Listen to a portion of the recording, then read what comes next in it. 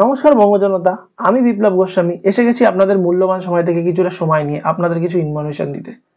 আপনারা ইতিমধ্যেই লক্ষ্য করেছেন যে জ্বর সর্দি কাশি যদি কারোর হচ্ছে সেটা আর ছাড়ছেই না, এমনভাবে ফেভিকুইকের মতো আটকে যাচ্ছে, বাচ্চা হোক কি বুড়ো, ছাড়ার কোনো নাম নেই। অসময় বৃষ্টি বৃষ্টি হচ্ছে তো পচানো বৃষ্টি, যখন রোদ দিচ্ছে তো একদম হাঁসফাঁস গরমের রোদ, যেটা এইটা কিন্তু এই শরৎকালটা যার সময় নয়। তাহলে কেন হচ্ছে?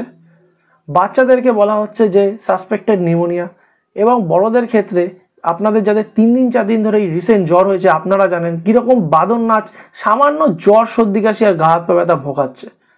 এবং আবার পরের মাসে গিয়ে দেখা যাচ্ছে আবার একটু বৃষ্টিতে ভিজলেই হচ্ছে। আমরা প্রচুর এর আগে বৃষ্টিতে ভিজেছি, তখন তো এরকম হয়নি, আজ থেকে 10 বছর আগেও।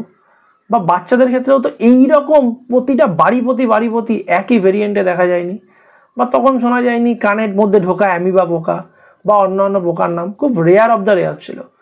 এবং এটাও শোনা যায়নি জেলায় জেলায় হসপিটাল, মানে ক্যান্সার হসপিটাল, যেটা কেন্দ্রীয় সরকার বাজেট অধিবেশনে এইবার বলেছে। আচ্ছা, আপনাদের ভাবায় না যে এগুলো কেন বলে? এই যে বারবার ক্লাইম্যাক্স কথাটা বিশেষজ্ঞরা বলে, হয়তো আমরা এই ক্লাইমেট কথাটাকে সিনেমার ক্লাইম্যাক্সের মতো নিয়ে নিই, যার জন্য এটা আমাদের ভাবায় না। বাচ্চাদেরও শরীর খারাপ হচ্ছে বা আমাদের কোনো কিছু হচ্ছে, আমরা ডাক্তারের কাছে যাচ্ছি, আবার পরের সপ্তাহে শরীর খারাপ বা আবার পরের মাসে শরীর খারাপ। কিন্তু আমরা এতটাই ব্যস্ত হয়ে গেছি এই জিমিনির যুগে এই মডেল বানাতে গিয়ে, আমাদের এগুলো ভাবাচ্ছে না। কেন ভাবাচ্ছে না? কারণ আমার বাড়ির পাশে একটা কোনো ফাঁকা জায়গায় একটা গাছ ছিল, ঝড়ে গাছটা তার নষ্ট করে দেবে, আমার বাড়ির লাইট যাবে বা আমার এলাকার লাইট যাবে বলে আমরা পুরো গাছটাকে গোড়া থেকে ছেটে ফেলছি, পুকুরের মধ্যে প্লাস্টিক ফেলছি। আমরা বাড়ির সামনেই কতগুলো আমার বাড়ির বর্জ্য পদার্থ প্লাস্টিক আছে, কে আবার ময়লা দিতে যাবে, ওখানেই পুড়িয়ে ফেলছি। এই সমস্ত কিছু টিট ফর ট্যাট হয়ে আমাদের কাছেই আসছে, আমাদের বাড়ির বাচ্চাদের কাছে আসছে এবং আমাদের কাছে আসছে। যা বিগত দিনে যে রোগগুলো হতো না, যে রোগগুলো রেয়ার অফ দ্য রেয়ার ছিল বা সিজন চেঞ্জে হতো, সেটা একদম প্রতি মাসে স্যালারির মতো, মান্থলি স্যালারির মতো চলে এসছে এই রোগটা।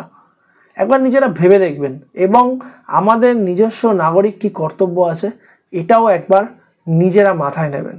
না হলে আমরা জীবিত থাকতেই এই শুধু আমাদের নিজস্ব জেনারেশন নয়, আগামী জেনারেশনটাকেও একদম নরকের থেকে নরক যন্ত্রণা বা করোনা সিজনের মতো প্রতিদিনের করোনার লাইফে আমরা নিয়ে চলে যাচ্ছি।